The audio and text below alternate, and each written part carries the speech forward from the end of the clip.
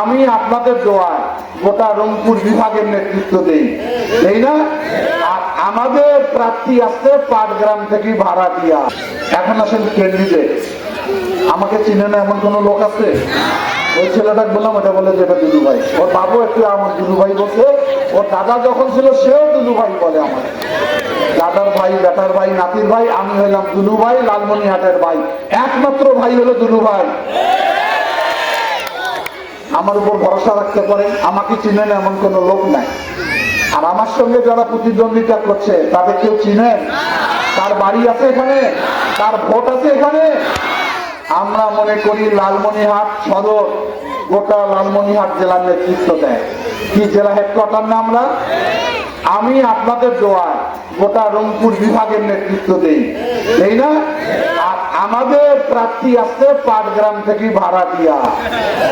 আমাদেরকে অপমানিত করে না? আমার বাবা মা কি একটা সন্তান জন্ম দেয়নি? যোগ্যতা নাই আমাদের?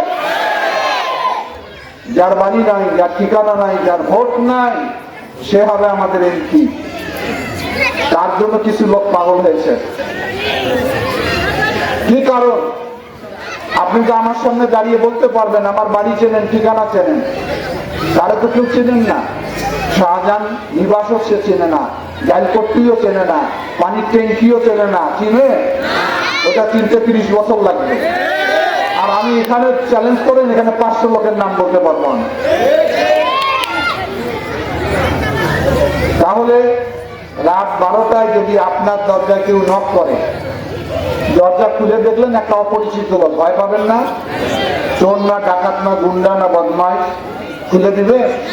আর রাত 3টার সময় যদি আমি শাহজাহান নিবাসে আসি, কারো বাড়িতে ধাক্কা দিই, দরজা খুলে যদি আমাকে দেখেন, জড়াই করবেন না? ওরে বাপ দুলু ভাই, কি ব্যাপার? তাহলে পরিচিত আর অপরিচিত লোকের এটাই তফাৎ, এটাই তফাৎ, তাই না? দৈনিক আজকের বাংলা .net